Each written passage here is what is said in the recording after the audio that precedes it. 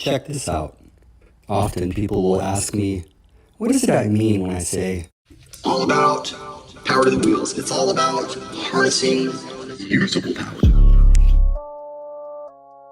and I might answer sometimes something like, yeah man, that's just what it means. And then they might say something like, For real? and then you already know I'll say, Hell yeah. For real.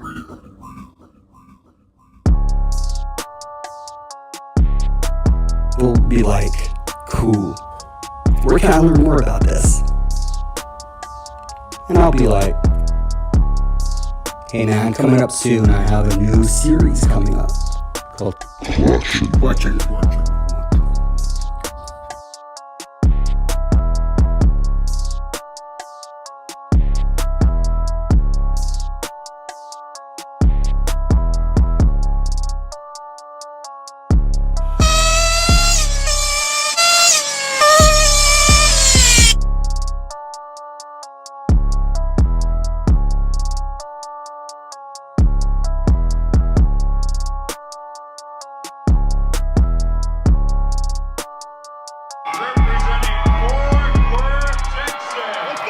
This is just a dream come true, guys.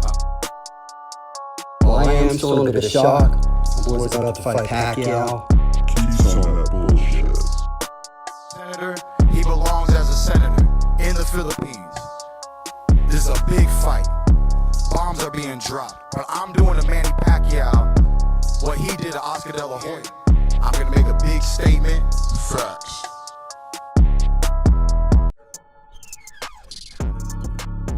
I've got an idea.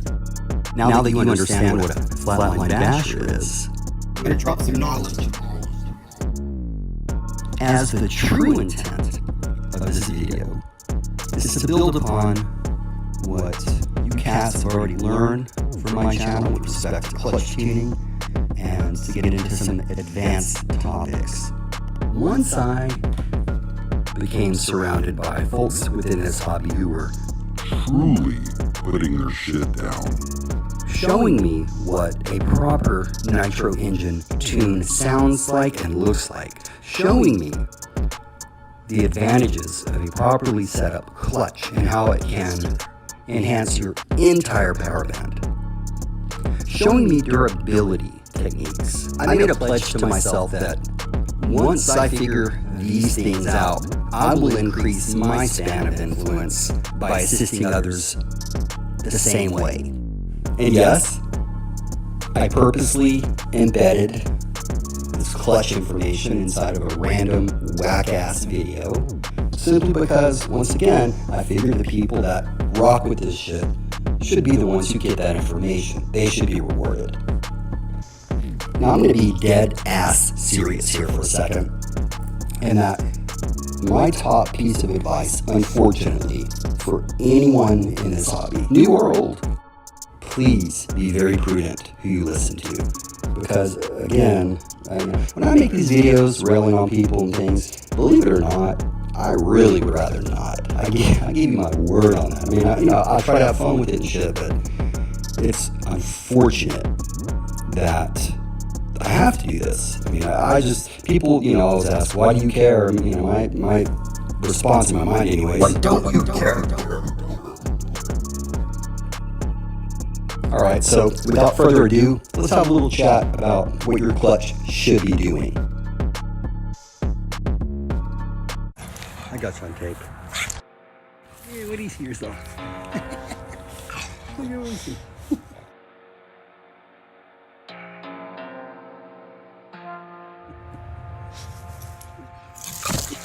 Take a breath. You get too old.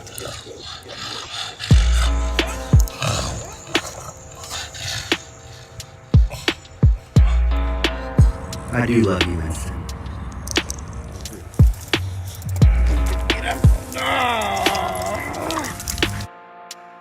Alright, so the first thing to understand about clutch tuning is that it's really broken into different phases: engagement, friction, disengagement, in that order as well.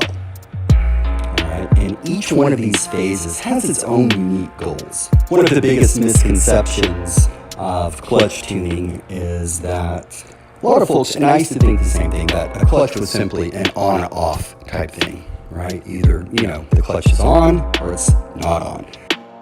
Your clutch and its setup, it's going to do one of three things, and only one of three things.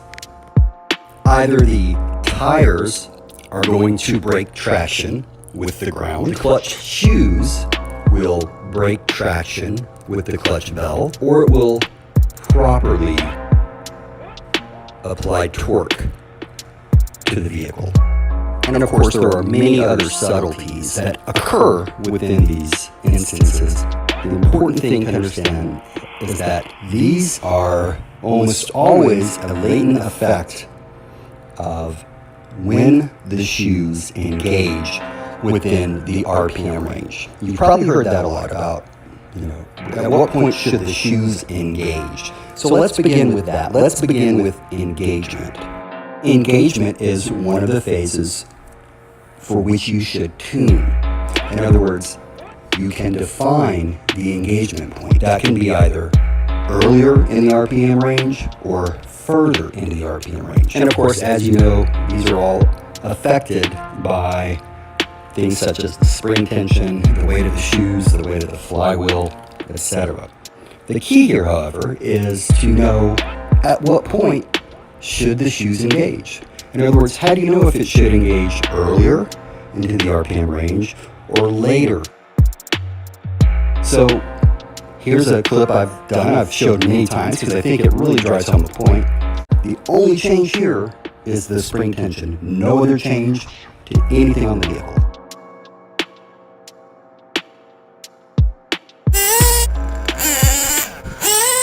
In the first clip here, you can see the shoes engaged too far into the RPM range. How can you tell? Remember what I said at the beginning of this video. Remember, party people, it's as if the engine exponentially gets stronger the further into its RPM range it goes. How can I tell the shoes are engaging too early? Listen to the draw on the engine. You've seen this before in a recent clip. But this is the one that we're most concerned with. This contains the attributes that I recommend you learn. So you can get funky. It's allowing the engine to go 0 to 100 throughout its entire power range. Here's the gold I want you to take from this video. When you go watt, if only even for a second, and your clutch allows the engine to go from a nice low idle to its top note, You can get funky.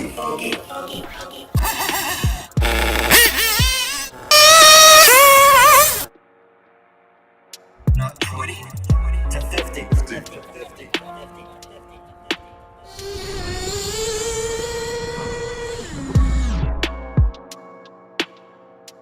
Instead, 0 to a motherfucking 100.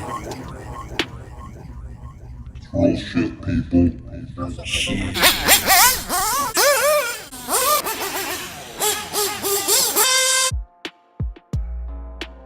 I love Winston. That's my road dog. That's my road dog. But know this, folks, we're still not complete with engagement. Let's continue learning about this first phase of clutch tuning.